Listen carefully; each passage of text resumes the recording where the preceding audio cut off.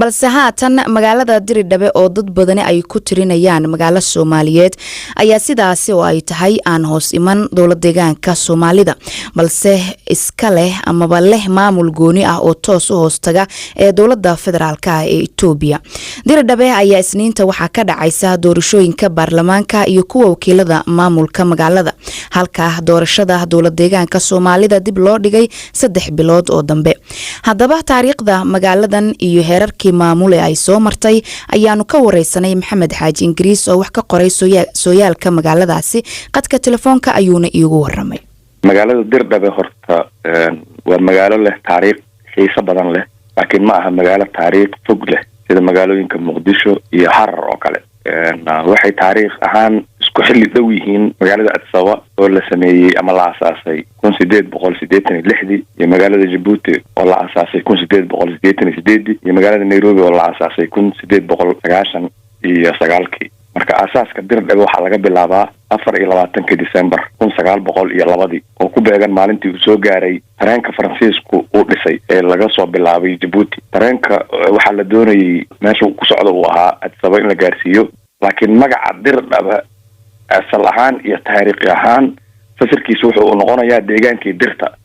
waa tahay marka magaaladan yaa dega qowmiyadaha wada dega waa kuwee? magaalada waxaa degan hadda xaaladeeda waxaa degan Soomaali iyo Oromo labadaas u badan waxaa soo sadexeeya oo la isku qabtaa si jamac ah Amxaarada iyo qowmiyadaha Amxaarada iyo Uraagada laakiin mar walba duqa magaalada waxaa kala qaata oo teram Soomaalida iyo Oromada.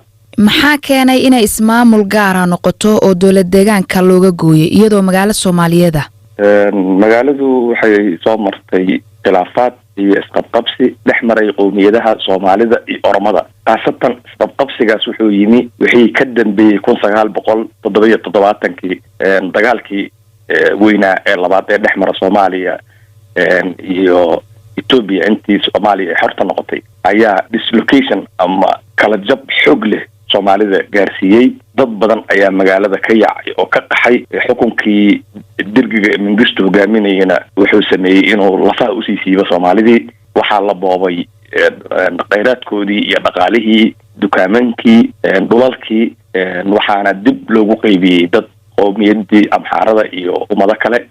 Oromada wax dhibaato xoog leh lama gaarsiin marka Soomaalida ciqaabtii dagaalkii 77 kadib lagu sameeyay ayaa keenay in xaaladda Diridhabe isbedesho. marka 1993 markii maamulka deegaanka Soomaalida la sameeyay ayaa waxay madaxdii waaga dooneen inay Diridhabe ka dhigaan ama ka dhigtaan caasimadda dowlad deegaanka Soomaalida. waxaa laakiin ka hor yimi arrintaas maamulkii Oromada. dowladii dhexe oo ay TPLF hogaaminaysay ayaa fursadda ka faa'iideystay waxayna bilaabeen inay magaalada hoosgeeyaan maamulka dowladda dhexe ee Addis Ababa. marka ilaa 2004 ayay sidaa ku hayeen. 2004 wixii ka dambeeyay maamulkii federaalka ay iska bedeshay Diridhabe waxayna noqotay waxa loogu yeeray Chartered City oo ah magaalo iyadu gaar isu maamulaysa oo aan maamul goboleed ee jira aan ka mid ahayn haday noqoto kan Soomaalida ama haday noqoto kan Oromada. dagaalkii labaad ee Diridhabe goormuu isna bilowday?